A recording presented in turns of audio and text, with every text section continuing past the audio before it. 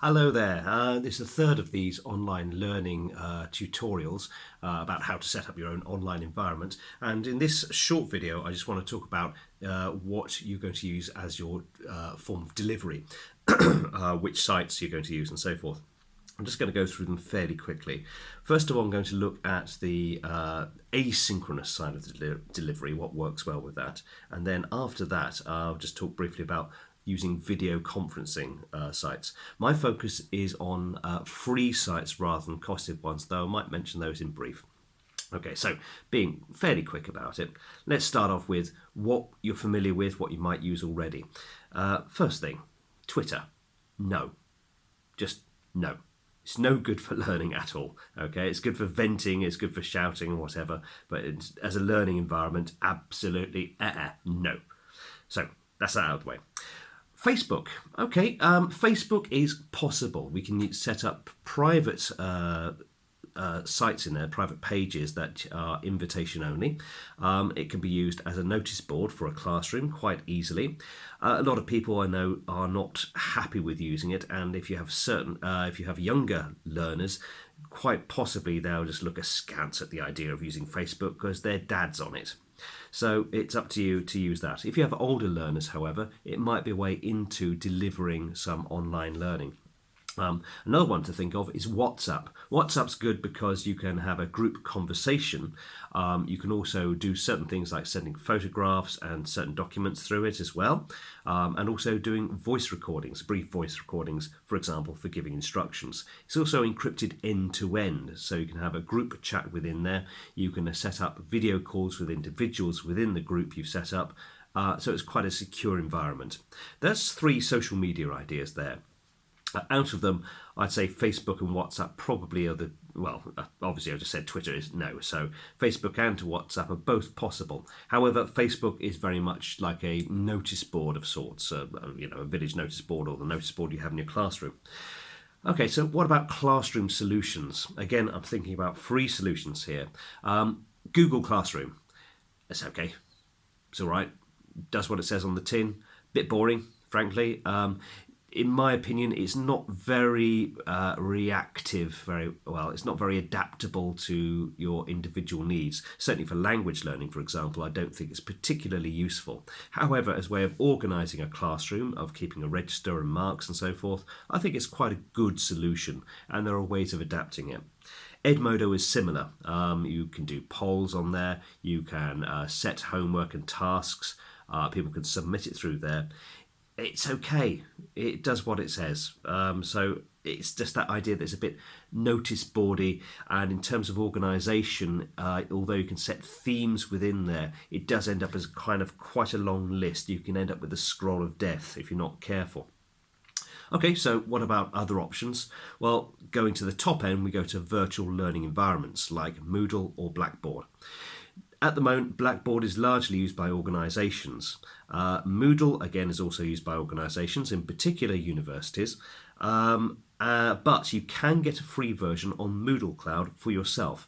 That will give you up to 50 participants on there.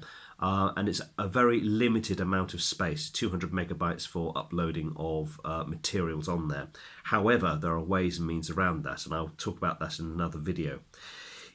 It is a great form of delivery. Moodle is hugely flexible in the way you can adapt quizzes and tasks there. You can create whole lessons that will answer the individual needs of the learner while teaching the whole group as well. You can have plugins to other things like video chats, which I'll come to in a moment.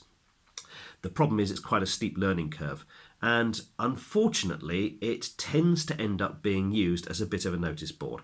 I looked at the Moodle of a very well-known university, and I was enormously disappointed to see that the tutors have basically just dumped a load of PDFs on there and not used any of the features that Moodle employs. You have score sheets on there, you can give awards and prizes, you can create quizzes, and none of that had been used. It was enormously disappointing, and quite frankly, they might as well have just done it all on Facebook. So, but if you are technically minded and you feel up to a challenge, Moodle Cloud is quite a good way to go. Okay, talking about videos now.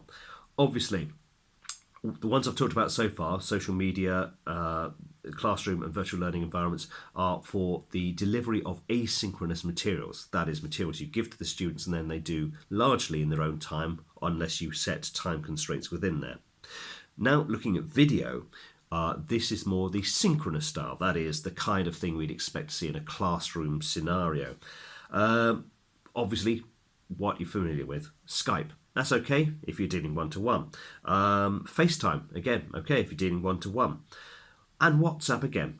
WhatsApp, I'm quite happy to use that with individual students, again, because of that encryption feature. What about other ones if you're dealing with whole groups? Google Meet?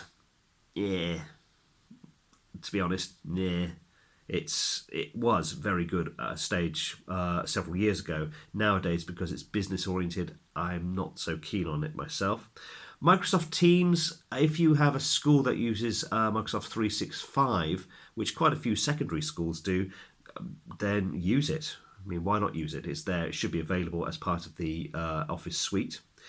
But the one everyone's talking about is Zoom, and quite honestly, as a free solution for dealing with groups, it's excellent. It gives you 40 minutes of FaceTime with a group. You can create breakout rooms.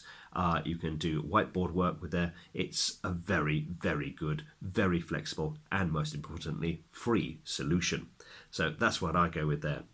If you have the money and you have a large organization, then things like Adobe Connect are also available too. Adobe Connect is the creme de la creme of webinar software, really, but it's money and you need fast, easy solutions. Zoom is the one that I go for face-to-face time. The other thing with Zoom is it's got a plug-in for Moodle as well. So if you want to get technically minded, you could do that. If you have an organisation that's not using Moodle properly, talk to the tech guys and see if you can get it sorted through that, because it is an immensely flexible thing there. I would personally go, for the time being, if you are happy with the Google suite, which I generally am, is use Google Classroom for the asynchronous stuff, that is setting the tasks, and then use Zoom for the synchronous tasks where you need to talk to groups of people at the same time. That's a short video here about that. The next video I'm going to do will be about the kind of materials you can use online and the ways you can deliver certain things. It will involve Google Docs.